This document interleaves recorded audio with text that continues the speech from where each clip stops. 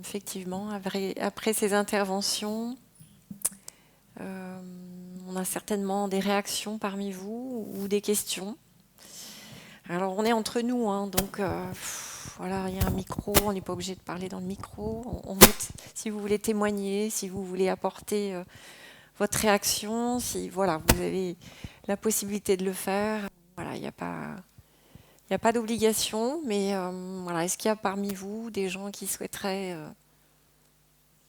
Oui. Au tout début, vous avez parlé de la vaccination pour les filles et pour les garçons. Alors les filles, on sait que ça agit sur le cancer d'utérus, mais les garçons... C'est une bonne question. Il faut savoir que le papillomavirus, on est tous porteurs hommes-femmes. Donc on vaccine les hommes et les femmes pour éviter de se transmettre ce virus. Alors la vaccination ne couvre pas toutes les formes de papillomavirus, puisqu'il y a 55 sous-types. Et donc actuellement, la vaccination, c'est 9 sous-types. Donc je pense que la campagne en France a mal commencé, puisqu'on a genré le vaccin. Alors que si on vaccine les filles, mais que les garçons continuent de le transmettre, ça n'a aucun intérêt. Et donc dans les Pays-Bas, en Écosse, en Angleterre, en Australie, garçons et filles sont vaccinés entre 11 et 15 ans. Et donc en France, la modification de cette couverture garçon-fille, c'est depuis décembre 2019, 10 ans après tous les autres pays. Donc voilà. Et les garçons, alors ça se manifeste moins, mais il peut y avoir des condylomes chez, alors comme on dit, les hommes pratiquant, on va dire, des activités avec d'autres hommes. Il y a le cancer de l'anus, qui est aussi un cancer qui est en train d'augmenter de manière très exponentielle en France. Le cancer des amygdales, ça touche les hommes et les femmes. Et après, il y a tout ce qui est condylome. Il y a plein de, on va dire, de pathologies. C'est-à-dire le papillomavirus ne donne pas forcément le cancer, mais donne plein de pathologies annexes. Et en particulier chez les femmes, ça donne non plus pas forcément le cancer du col, mais on peut avoir ce qu'on appelle des dysplasies. Donc on peut avoir des conisations. Et pour faire des bébés, ensuite, c'est un peu plus compliqué. Donc c'est vraiment éradiquer cette maladie par la vaccination et qui est efficace. Le sein, ça n'a rien à voir. Vous avez tous compris, il n'y a pas de vaccin pour le cancer du sein. C'est plus c'est vrai que autant dans le col, l'agent causal est identifié, c'est le virus, le papillomavirus. Alors, on a tous été porteurs et on peut on va dire qu'on appelle ça, se cicatriser de ce papillomavirus. C'est pas une fatalité, c'est-à-dire qu'on peut l'avoir porté et puis avec le temps, on va l'éliminer. Et le cancer du sein, c'est plus un rôle hormonal, donc c'est plus lié à l'âge, à certainement des facteurs environnementaux. La part du psychisme, quelle est la part, c'est plus compliqué à démontrer. Et on connaît, on va dire, une seule cause, c'est les mutations de 2 gènes, qui est BRCA1 et 2, puis il y a une dizaine d'autres qui sont moins importants. Mais là aussi, c'est pas parce qu'on a cette mutation, qui est un défaut de réparation de l'ADN, qu'on va déclencher un cancer du sein. Donc même chez les personnes qui ont cette mutation, il y a d'autres facteurs qui vont entrer en jeu dans le développement du cancer. Mais c'est vrai que la principale cause dans nos pays, c'est vraiment c'est le vieillissement des cellules qui va générer. Et donc c'est une femme sur 8 à 10 en France qui peut être concernée. Et il y en a plus, on va dire, qu'autrefois, parce que d'une part on en parle, autrefois on n'en parlait pas, par ailleurs on vit de plus en plus longtemps. Merci. Est-ce qu'on a d'autres réactions ou interrogations? Est-ce que certaines d'entre vous ont quelque chose, un témoignage ou, par rapport à ce qui a été dit? Est-ce qu'il y a quelque chose qui vous a parlé plus qui vous a fait réagir sur le moment et que vous voudriez partager? En fait, si je suis là aujourd'hui, c'est grâce au réseau de l'or.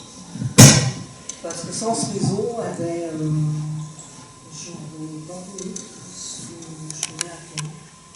en fait, je l'ai découvert par hasard, en cherchant des infos sur mon cancer du sein. Et je me suis inscrite, j'étais juste en début de chimiothérapie. En fait, je ne suis pas venue beaucoup dessus, parce que j'étais très fatiguée, j'arrivais pas à me concentrer sur ce que je lisais. C'était pas possible. Et après, quand j'étais plus en radiothérapie, en fait, les traitements, je trouvais la radiothérapie beaucoup moins lourde que la chimiothérapie. Là, j'ai pu voir qu'il y avait plein d'informations, en fait, que ce soit sur les traitements que j'avais, que d'autres personnes avaient, sur d'autres sites où je pouvais aller chercher des infos. Et puis, moi j'ai trouvé ça important, parce qu'en fait, on peut dialoguer avec des personnes, c'est ce que disait Laure tout à l'heure, qui ont eu la même chose que nous, et qui ont eu le même parcours, et donc ils nous comprennent. Parce que quand on va voir les médecins, en fait, mais on n'a pas toujours l'impression d'être comprise, en fait. Surtout sur les effets secondaires, ce qu'on peut avoir. Les personnes qui sont dans notre cas, ou qui ont été dans notre cas, sont plus à même de nous répondre, de nous dire non, ce n'est pas dans ta tête. Parce que ça, j'ai assez entendu. Les effets secondaires, si j'ai entendu que certains effets secondaires, c'était dans ma tête. Et c'était pas forcément dans ma tête, parce que sinon, il y a beaucoup de personnes qui ont la même tête que moi. En fait. Voilà. Donc, moi, je trouve que c'est super important ce qu'elle a fait, parce que c'est vraiment un super réseau. J'avais encore rencontré personne. Et cette semaine va être importante parce qu'en fait, je rencontre Laure et je vais rencontrer une autre personne mercredi prochain qui est sur Limoges. Donc, on voit, Internet fait de très bonnes choses.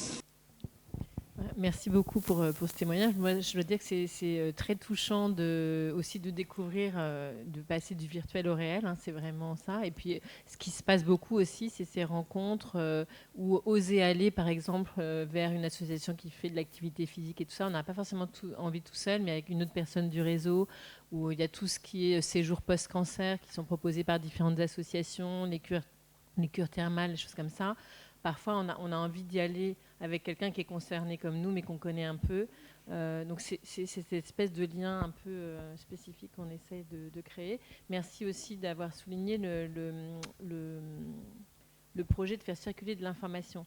Sincèrement, je crois que c'est essentiel, parce que notamment les soignants peuvent se dire, mais sur Internet, les patientes, là, elles vont discuter, elles vont se dire n'importe quoi, ça va partir en vrille. Bon. Je ne dis pas que ce soit pas un risque, mais en tout cas, la façon dont on a cherché à y répondre avec l'association et dans ce réseau, c'est de dire finalement, quand les personnes échangent entre elles, il y a des petits mots-clés qui apparaissent au bout de quelques minutes en rose. Et si on clique sur ces petits, par exemple, hormonothérapie, reconstruction, dépistage, en fait, ça va ouvrir automatiquement une sélection d'articles ou de liens vers soit des publications type ce que tu montrais, certaines brochures de l'Institut national du cancer, ça peut être des brochures de la Ligue, ça peut être des sites Internet. Et en fait, l'intérêt, c'est de faciliter la circulation de ces ressources auprès de tout le monde. Et parce qu'en fait, on ne connaît pas forcément tous ces sites au départ, et ça facilite l'accès à ces informations. Et donc, ça enrichit. Il y a l'échange entre personnes, mais il y a aussi ce que je vais pouvoir lire ou la petite vidéo que je vais regarder et mieux comprendre. Et il y a beaucoup d'idées aussi de finalement mieux se préparer aux rencontres avec les médecins ou les soignants. C'est-à-dire, je me pose des questions, je peux regarder des trucs et échanger avec des patientes et affiner ma petite liste pour quand j'arrive chez le médecin et du coup échanger avec mon équipe médicale en fonction bien sûr de ma situation. Et nous, on n'est absolument pas là pour parler du cas des uns et des autres, on n'a pas de valeur là-dessus, mais peut-être d'apporter des éléments pour... Merci.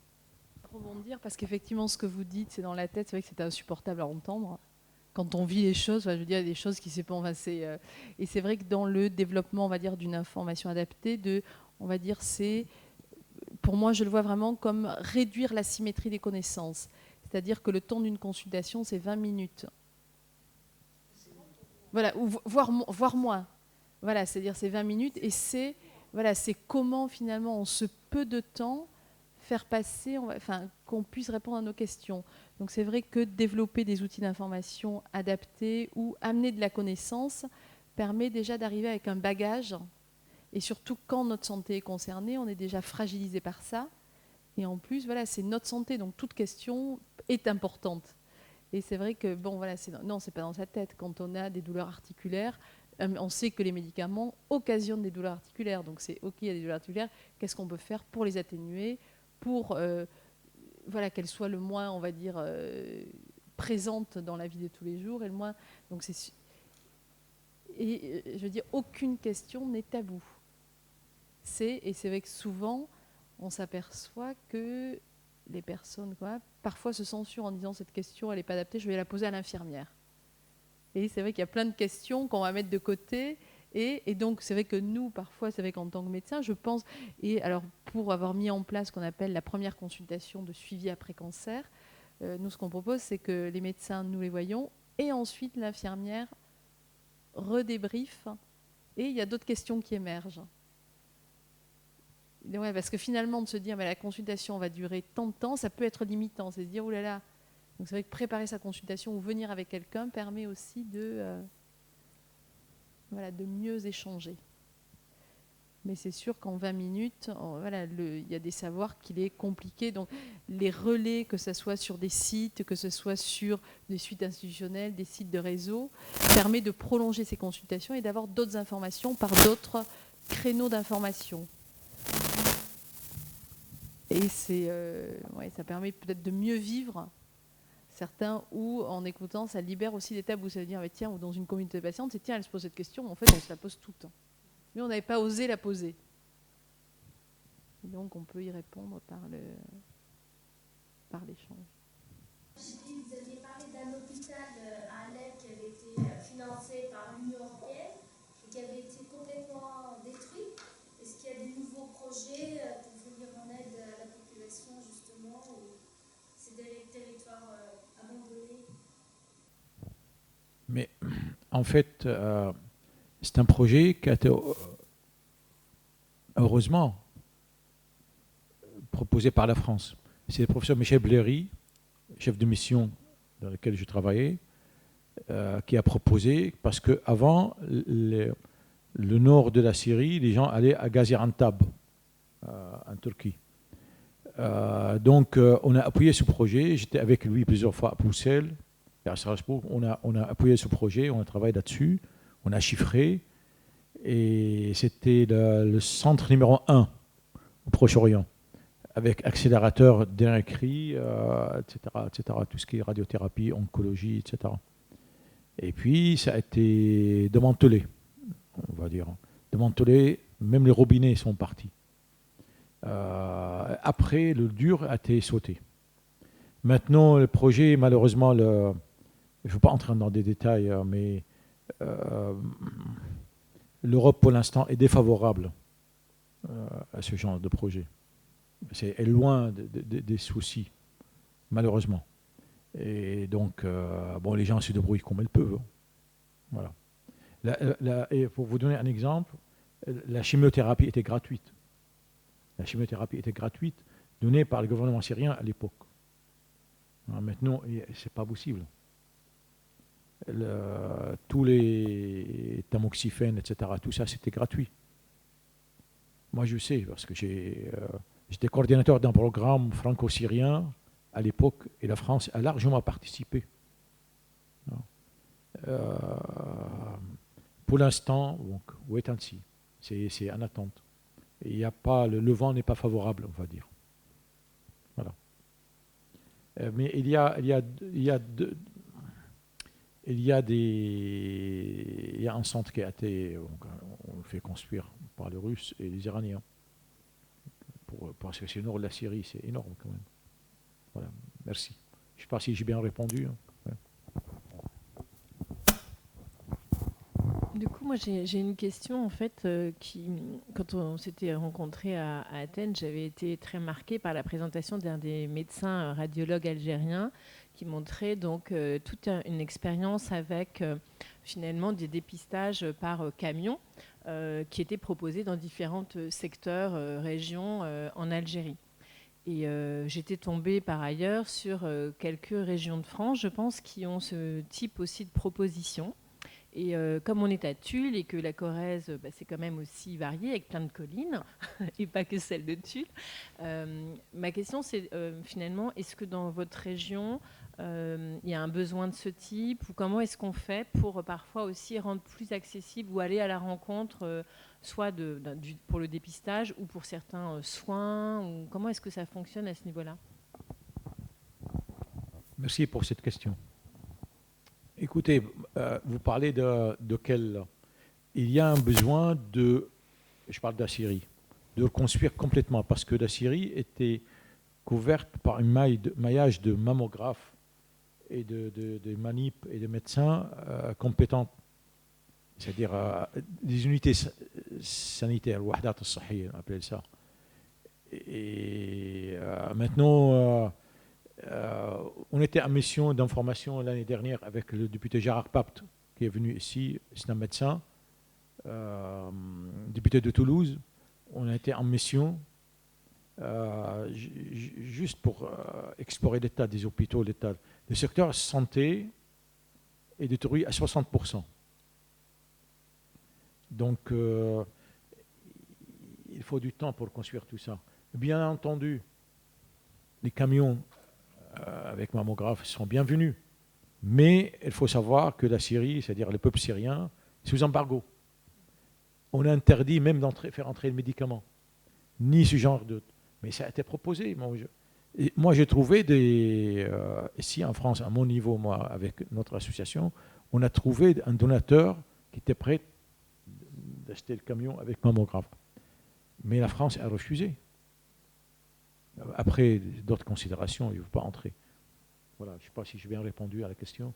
Mais ce sera bienvenu s'il y a d'initiatives. On essaie toujours. On n'est jamais désespéré, hein, on essaie toujours. Je voudrais juste revenir à une chose que nous avons vécue en Tunisie avec le professeur Radi Hamza. Au début, c'est-à-dire on était ensemble quand il a mis en place la campagne de dépistage dans le gouvernorat d'Ariana, qui s'appelle à côté de Tunis. Et on a envoyé des papiers, des convocations. Puis on a découvert que la plupart des gens ne savent pas lire ni écrire, les femmes. Et puis, ici en France, on envoie 33 routes de la liberté, ça arrive. Là-bas, les routes, il n'y a pas de... Et c'est pas bien structuré la poste. Alors, qu'est-ce qu'on fait? On envoie les papiers, il ne sait pas lire, il n'y a pas d'adresse, etc. Donc, alors, quelqu'un a eu une idée géniale d'organiser des comités, un chauffeur et une sage-femme. On va voir les dames, on fait signer les papiers pour la convoquer. Pour la convoquer, pour la faire venir. Et malgré ça, le taux de réponse n'était même pas à 30%. D'autres exemples, effectivement, pour le dépistage. Alors, je pense à un pays, par exemple, comme le Maroc, où eux se sont dit, finalement, la mammographie peut faire peur, etc., mais au moins sensibilisons à l'examen clinique. Donc, il va y avoir on va dire, des médecins qui vont se déplacer et qui vont installer, par exemple, un jour dans le village, une consultation juste au moins pour examiner les seins.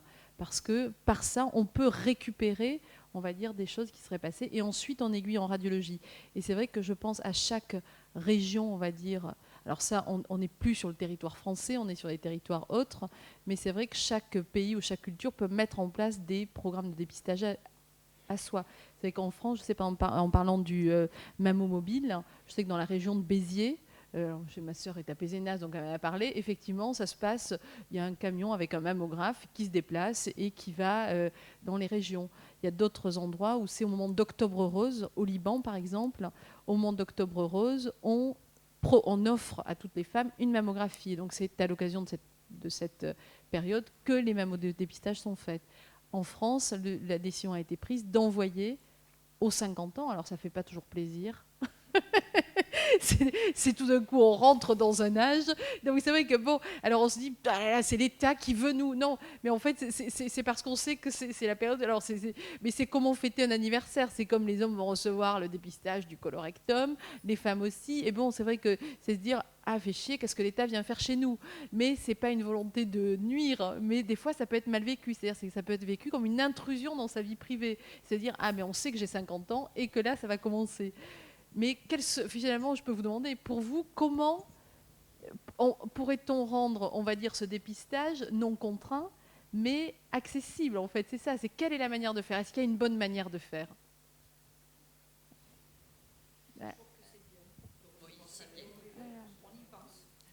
Voilà. Et c'est vrai que voilà, on y pense, on le fait ou on le fait pas, mais au moins, c'est vrai qu'en France, toutes les femmes ont accès. Alors, on va mettre aussi en France, là aussi, ça va être proposé, à 25 ans, on va proposer à toutes les femmes une consultation en gynécologie pour sensibiliser justement à ce que leur disait.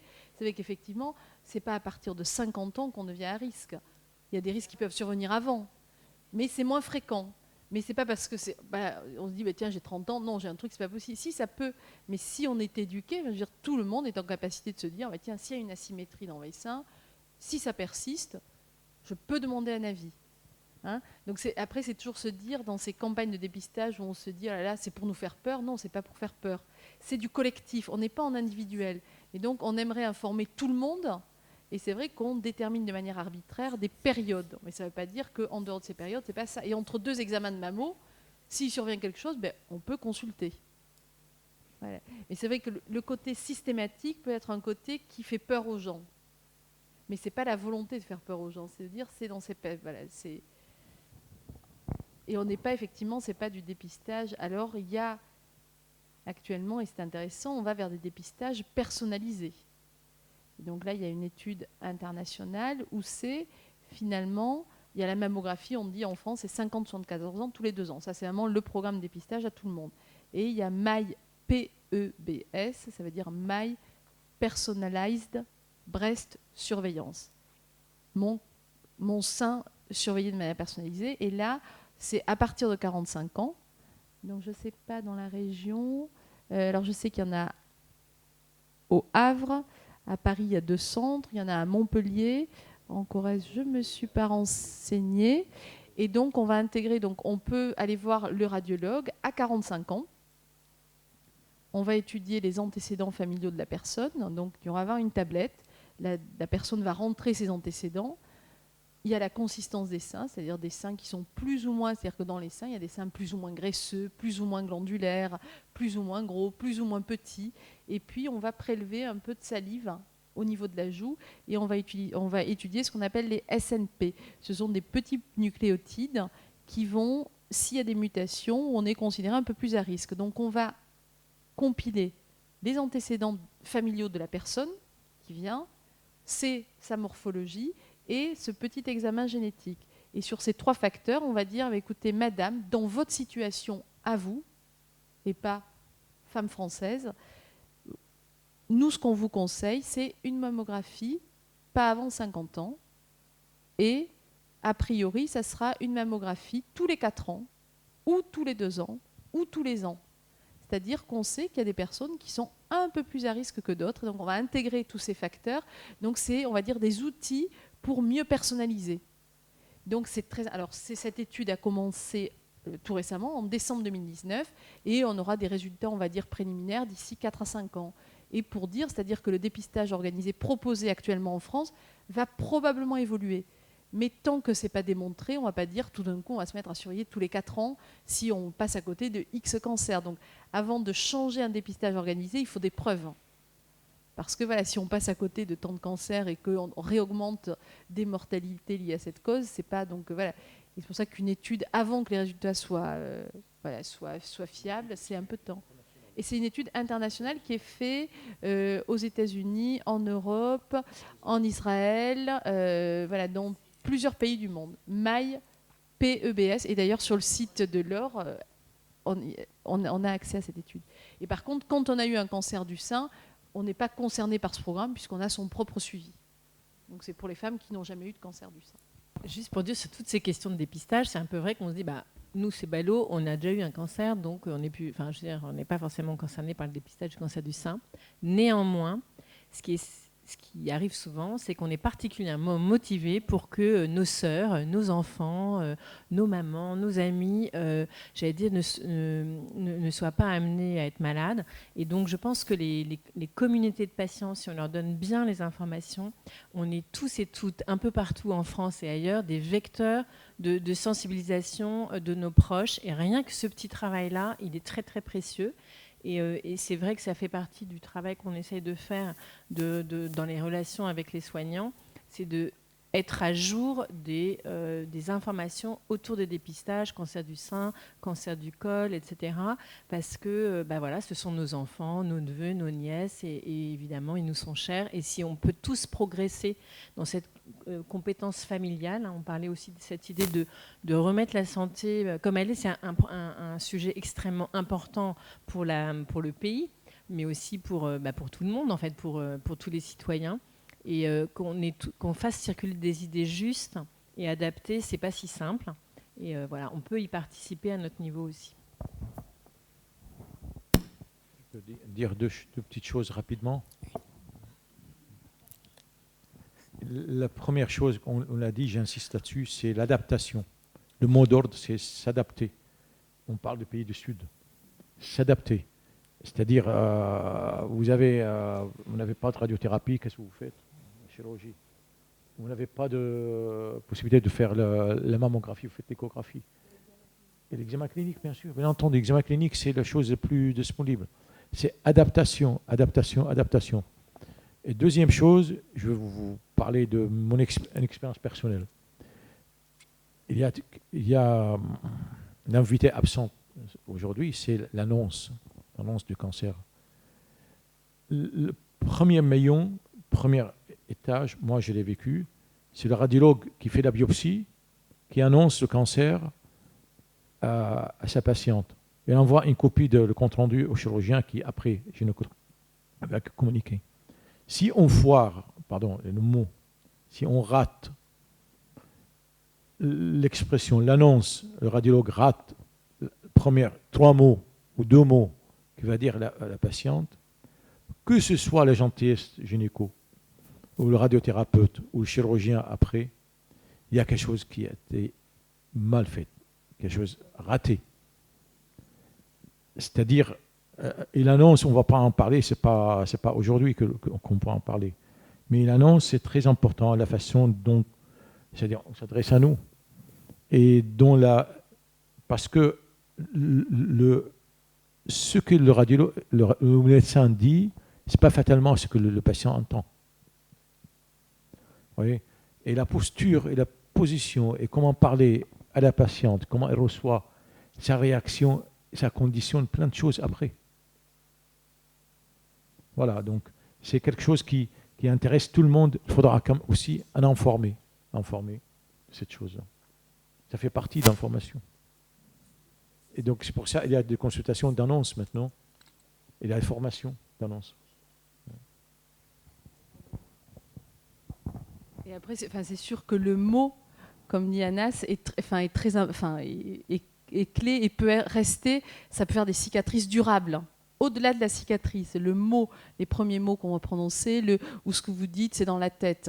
Par exemple, ce que vous décrivez de la mémoire, j'avais du mal à me concentrer pendant la chimiothérapie, on sait qu'il y a ce qu'on appelle le chémobrain. C'est-à-dire que quand on reçoit une chimio, le cerveau il se met un peu au ralenti, on devient un peu bête, on perd sa mémoire, on est un peu... Et donc là aussi, on se rend compte que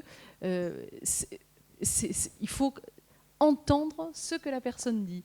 C'est-à-dire là, j'ai du mal à me concentrer, j'ai du mal... Ouais, c'est pas dans la tête, c'est juste l'effet cumulatif des traitements de chimio, l'effet des autres traitements, l'effet aussi d'avoir vécu peut-être seul, de ne pas avoir partagé, qui peut impacter. Et c'est vrai, par exemple, comme il y a des ateliers, on va dire, d'activité physique, il y a des ateliers de mémoire. C'est-à-dire que ça aussi, ça se réapprend. Et qu'il faut entretenir, Et c'est vrai qu'en parlant, c'est un truc énorme de parler, de sortir d'un truc qu'on garde pour soi. C'est après une chimio, ouais, on a la tête en vrac et on a de la purée dans le cerveau. Et c'est largement décrit. Il y a des effets chimiques qui décrivent ces phénomènes. Et effectivement, il y a des patientes qui mettent actuellement en place des ateliers mémoire. C'est-à-dire, on se réunit tous les mois et c'est comme le sport, ça se travaille, ça s'entraîne, on apprend des poèmes, on va lire, voilà. Et c'est pas une fatalité. C'est pas parce qu'on a eu ça qu'on va devenir... C'est pas se dire la perte de mémoire, c'est pas irrévocable. C'est-à-dire, on peut aussi travailler sur ça. Et voilà. Et en parler, c'est pas... Et si un médecin, on va dire, n'en tient pas compte, il ne fait pas accuser réception de ce que vous dites, effectivement, il y a d'autres voies pour en parler. Mais il ne faut pas se dire, c'est dans ma tête. Non, ça, c'est pas possible. Vous avez une réaction, madame, je vois. Vous voulez nous en faire partager? Vous la faire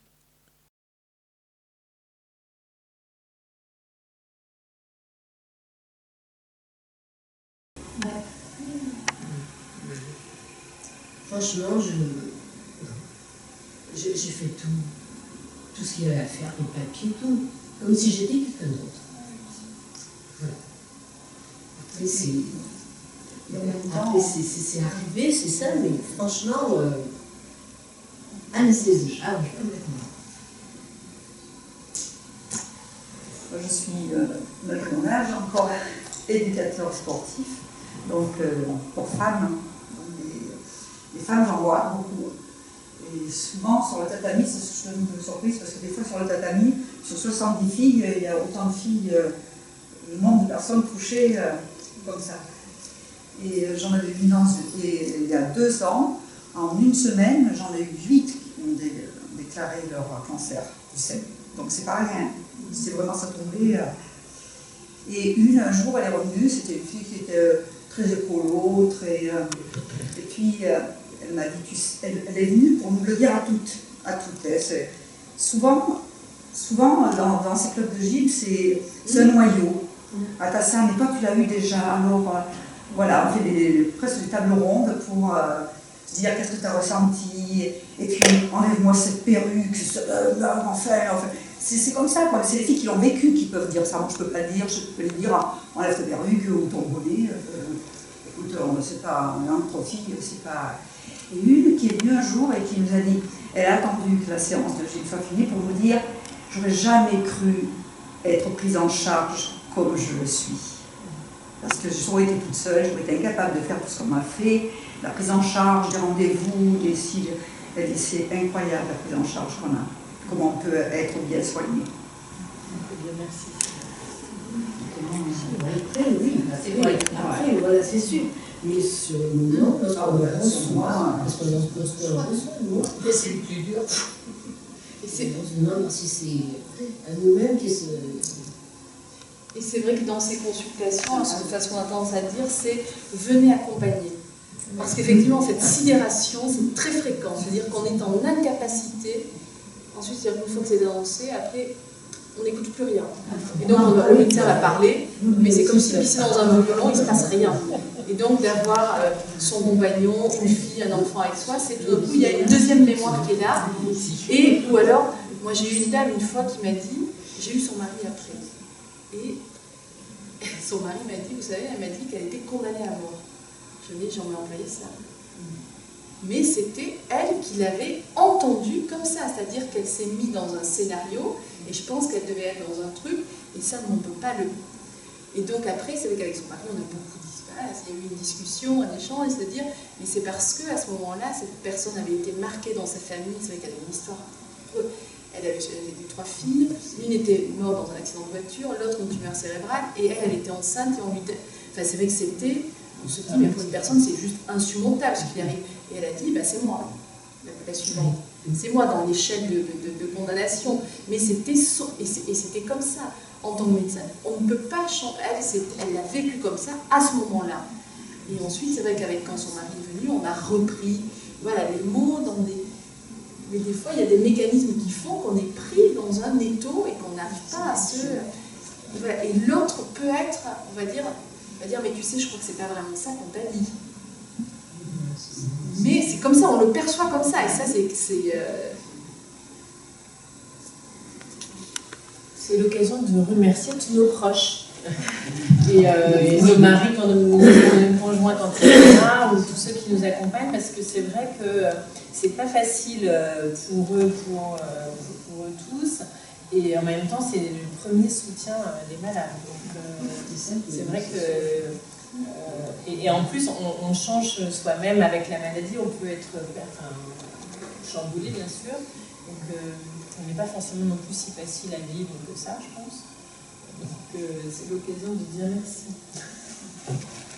À propos de la sidération, juste après j'arrête. Dominique Gros, docteur Dominique Gros, qui a écrit sur la Julia Domna, tout à l'heure je vous ai montré, il est allé en Italie, il a trouvé un tableau pour Simoni, il s'appelle, un peintre italien, il s'appelle Annonciation. Le tableau, c'est quoi? C'est quand la Vierge Marie, cette histoire existe dans l'Évangile, existe dans le Coran aussi, chez les musulmans. quand le Vierge Marie était dans le grotte, et puis l'ange Gabriel, il fait intrusion, comme ça. Vraiment, il faut voir le tableau. Hein. Et il me l'a fait venir voir, on a pensé tous les deux à l'annonce du cancer du sein, annonce des mauvaises nouvelles. Parce que quand tu lui as dit, il est entré, comme ça, comme un vent, il dit, ah, vous êtes enceinte, vous attendez un enfant. Elle dit, mais comment il était sidéré, comment j'attends un enfant? Puis il a perdu connaissance, il a fait des repositions, il a fait l'autre truc. Puis deuxième phase, doute. Troisième phase, soumission. Il accepte. Et il était dans le déni après l'acceptation. Et vraiment, ce tableau-là résume parfaitement bien l'annonce des mauvaises nouvelles sur lesquelles on travaille beaucoup. Moi, je travaille dans l'éthique avec l'UNESCO. On travaille beaucoup sur l'annonce des mauvaises nouvelles. Et le cancer du sein, on n'en termine jamais. Voilà. Voilà. Et c'est-à-dire la vie après l'annonce, c'est plus jamais comme avant. Jamais. Jamais. Et la réaction des patientes, c'est très variable. Très variable. Voilà. Donc, d'où l'intérêt que nous, il faudra, nous, le corps médical et le paramédicaux, etc., il faut que nous travaillions tous sur ce sujet-là. Voilà. Merci, je ne dis plus rien. Y aurait-il d'autres dernières réactions, parce qu'on va être bientôt obligé de conclure. Est-ce que d'autres personnes ont envie de prendre la parole avant qu'on se quitte? Et les pays, là, surtout, moi j'ai été surprise pour certains pays. Dans certains, je ne suis pas étonnée, dans d'autres aussi. Mais en fait, on a aussi l'inégalité en France, en fait. Suivant l'endroit où on se trouve. Quand on est dans des grandes villes, on a quand même beaucoup plus de choix. Voilà, on a beaucoup plus de choix et on a beaucoup plus aussi après les soins de support. Parce qu'en fait, moi pour les soins de support, j'habite 65 km de Limoges, donc il y avait des soins de support à Limoges, donc il fallait déjà pouvoir y aller, et 35 de Brive.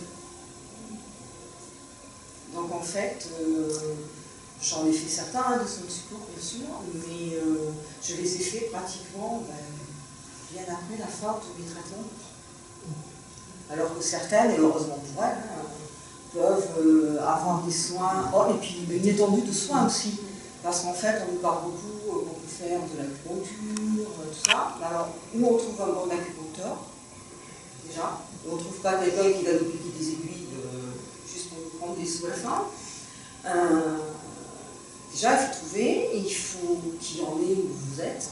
Après, beaucoup des filles aussi sur le réseau parlaient d'auriculothérapie. Alors moi, je connais personne en Corrèze qui fait de l'auriculothérapie. Voilà, il y a plein de choses où on a aussi l'inégalité en France, en fait. Alors après, dans tout ce qui est, on va dire, le choix, c'est une chose. Mais ensuite, pour les praticiens qui s'occupent à la fois du dépistage et du traitement du cancer, il faut savoir que les établissements sont accrédités ou pas. C'est-à-dire qu'on peut être amené à fermer les établissements partant du principe que, on va dire, la qualité n'est pas... donc il y a quand même, dans les structures hospitalières qui sont à disposition, il y a des contrôles qualité, et il vaut mieux fermer un centre aussi, par exemple, le mammographe, etc., et aller... Donc, par rapport à l'inégalité, alors c'est vrai que je ne sais pas finalement mais il y a quand même une... voilà, tout ce qui est diplôme, accréditation, en France, c'est possible. Alors effectivement, ce n'est pas forcément à 2 km de chez soi, mais est-ce que des fois, il ne faut pas faire plutôt 50 km, mais aller dans les... C'est-à-dire, toute structure en France, il y a une habilitation. Si ce n'est pas habilité, ça ferme. Donc je ne sais pas ce que tu en penses, Anas, mais il y a quand même... On est dans des contrôles qualité qui sont nécessaires, en particulier quand on travaille avec de la technologie. C'est-à-dire, si on met un mammographe qui va être en surexposition de rayons, c'est juste ça ferme. C'est-à-dire qu'on est quand même dans... il ne faut pas que les examens qu'on propose génèrent de la toxicité.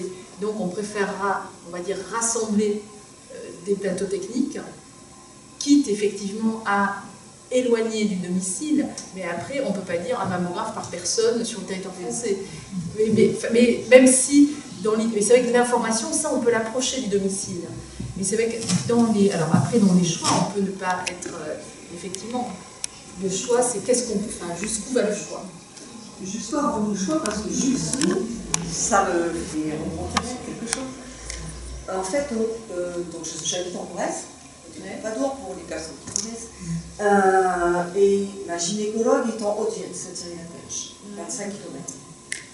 Donc ma gynécologue, voilà, après les examens, tout ça, il m'a dit, vous voulez être soigné. Enfin, c'est pas ça, parce qu'en fait, elle ne savait pas exactement ce que c'était, j'allais pour passer une biopsie. Alors elle m'a dit, moi je pense que c'est quand même assez urgent. Donc moi j'ai beaucoup de contacts au CHU de Limoges. Donc est-ce que ça vous dit d'aller à Limoges? Ben, moi, Limoges, Paris, enfin... J'ai dit oui, et sans penser un seul instant que quand j'aurai mes traitements de chimiothérapie, la sécurité sociale me refuserait le remboursement de mes transports en essai. C'est ça le problème. Et idem pour la radiothérapie. Et pourquoi? Parce que vous n'étiez pas dans le réseau de soins de la CPAS. Tout à fait. Et voilà. Elle m'a dit, vous aviez qu'à aller sur Brive. Oui, mais bon, moi j'avais été dépistée à Limoges. Donc quand on m'a dit que vous voulez être suivi, des gens viennent vous annoncer que vous avez un cancer. Donc comme m'a dit la dame, après mon cancer, moi j'ai plus rien entendu. Je me suis perdue 2 fois, mon mari est venu me chercher sur le parking. Il me disait la voiture elle est garée là-bas, moi j'étais partie de l'autre côté. Donc voilà. Donc après, quand on me demande où je veux être soignée, où j'en sais rien. Où il y a quelqu'un qui va pouvoir me soigner justement, et bien me soigner, de préférence. Donc en fait, je n'ai pas pensé une seule seconde que la sécurité sociale, quand j'en serai à ma 5e chimiothérapie sur les 6, m'enverrait un courrier en me disant les VSA que vous avez pris, on ne vous les rembourse pas. Et une semaine après, alors que je m'étais battue déjà pour faire le courrier et tout, de contestation, on m'envoie que j'allais aller en radiothérapie. Donc évidemment, la suite se faisait dans le même centre, j'estimais logique. Ils ne voulaient absolument pas me rembourser non plus mes trajets tous les jours pour aller en radiothérapie. Il a fallu que mon VSL intervienne, que... Vous n'avez pas rencontré un médecin conseil des caisses primaires et après que mon radiothérapeute me fasse un certificat en disant que voilà, les traitements étaient commencés, il fallait les finir où je les avais commencés. C'est un énorme sujet. Donc voilà. Là, il y a un vrai sujet, oui. Je voudrais juste revenir à ce que Séverine a commencé, la qualité. Parce que je ne sais pas si vous vous souvenez de diapo, en oncologie, il y a l'exigence d'égalité, d'équité et de qualité. Et la qualité, c'est à toutes les étapes. C'est-à-dire, à partir du moment... La qualité, ça concerne les appareils et les êtres humains.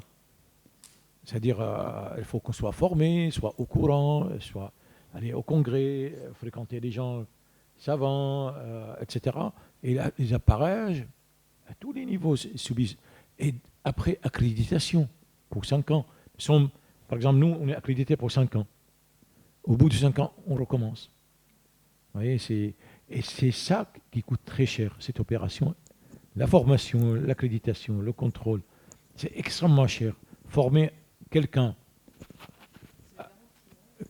à faire la biopsie, faire la mammographie, première lecture, deuxième lecture, faire les biopsies, assister au RCP, être en contact avec les médecins, savoir faire l'annonce, etc. C'est très, très, très long. On devient vieux. Regardez-moi. Je suis en train d'apprendre encore.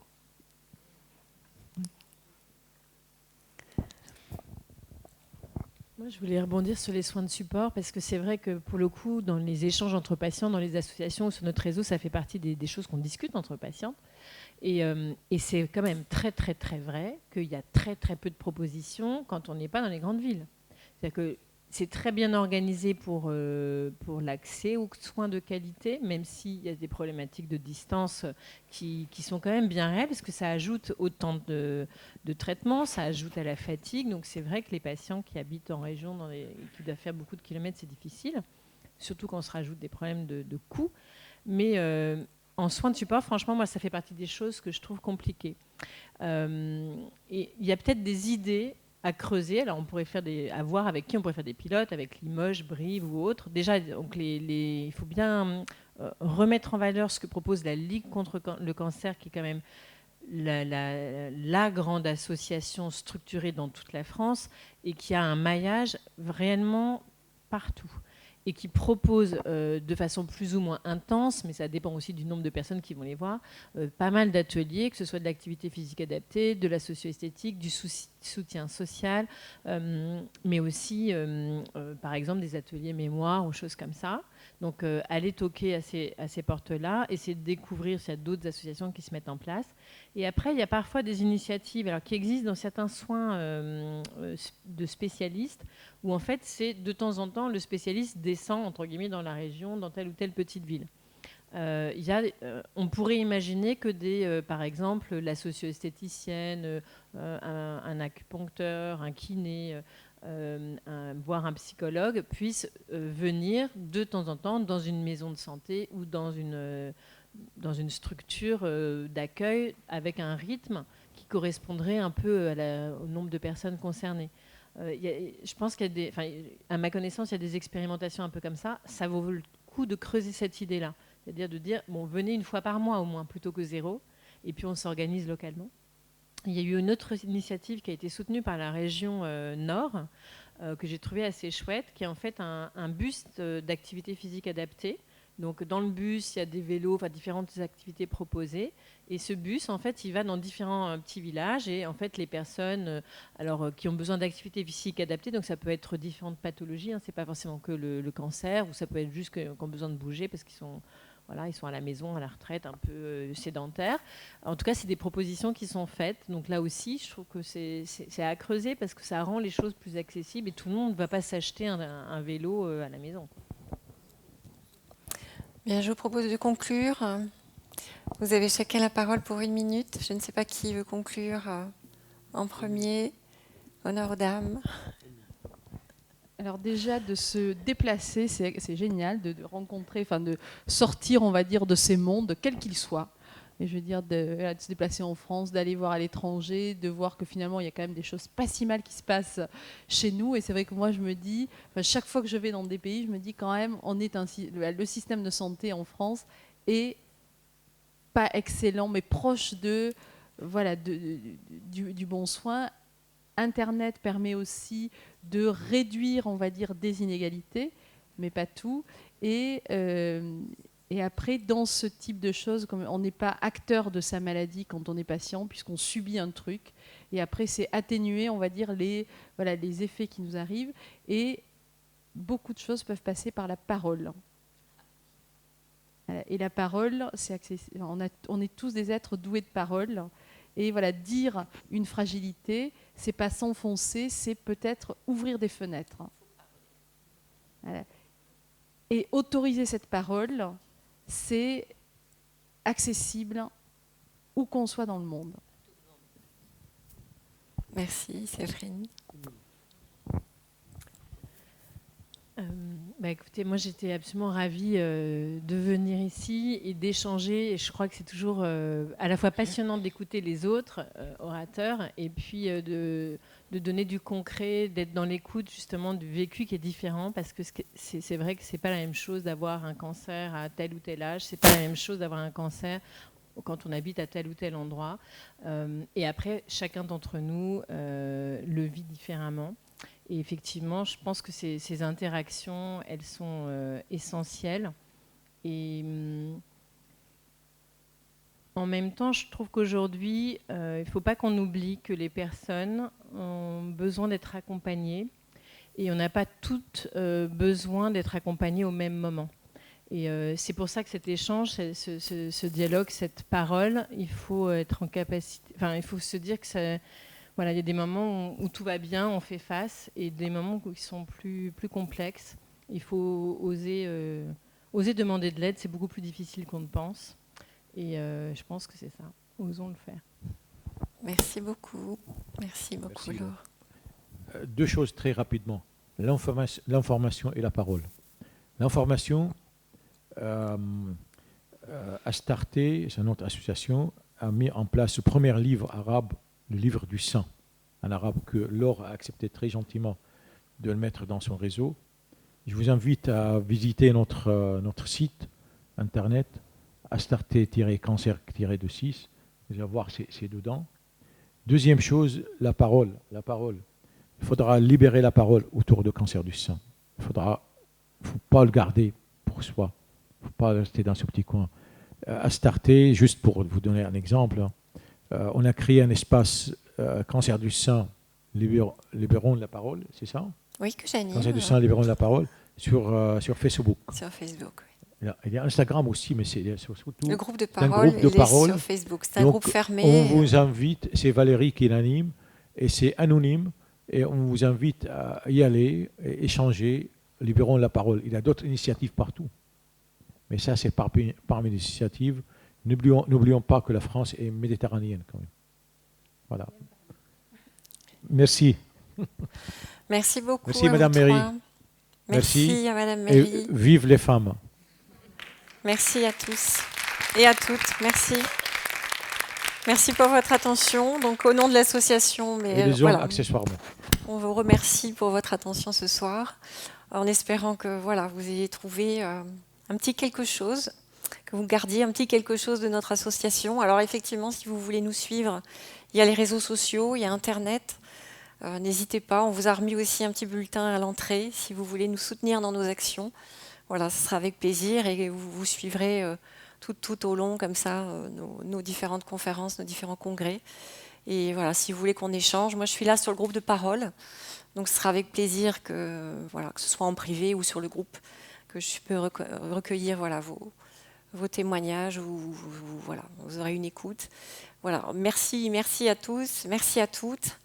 Et puis restez mobilisés surtout, restez mobilisés et transmettez le message.